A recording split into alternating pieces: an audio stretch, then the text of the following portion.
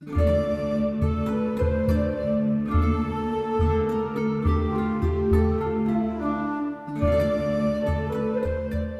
leprosy largely eradicated, none of us is likely to bump into a leper anytime soon.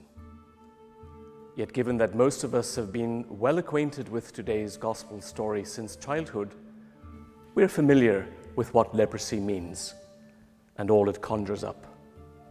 Unsightly physical deformity, frightening contagion, social exclusion. Your worst nightmare. It screams, "Keep away." So we're not likely to think that we might be infected by a touch of leprosy ourselves.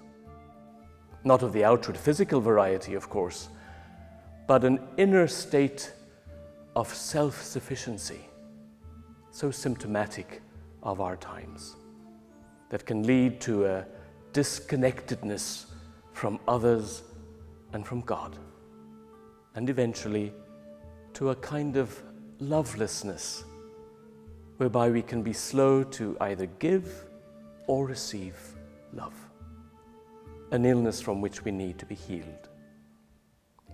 Today's gospel is an invitation for us to call to Jesus for inner healing, an invitation extended also to those who feel they stand some way off from Him. No matter how far away one might feel to be, the healing power of Jesus is available to all. It's so easy to live superficially, without real awareness. We can become so accustomed to the bounteous gifts of creation, the multitude of services we can call on, all the caring people that surround us, that it can be easily taken all for granted. So how do we become people of faith? I would suggest it is when we realize that our experience of goodness is no longer to be seen as something to which we are entitled, but rather as God's gifts, given with love, without charge. And even when life does bring all kinds of difficulty and disappointment, there are so many good things that come our way which call for gratitude. People of faith are those who live with a fundamental gratitude etched in their hearts.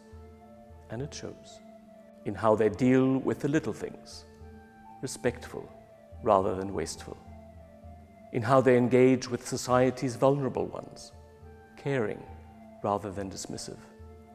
And it takes on a Christian dimension when we return to Jesus, like that singular leper who no longer kept his distance, but threw himself at the feet of Jesus. Not just recognizing that his healing of body and soul was a gift from God, but also acknowledging that it is Jesus who is the mediator of God's love, something we celebrate so profoundly in the Eucharist, the ultimate celebration of thanksgiving.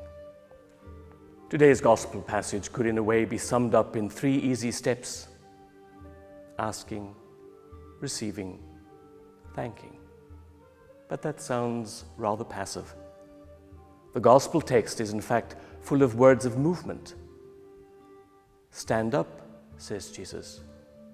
Go on your way. Move. Just as Jesus has been on the move, He says the same to the one who is healed and to you and me. Go on your way. Be people of the way. Your faith has saved you.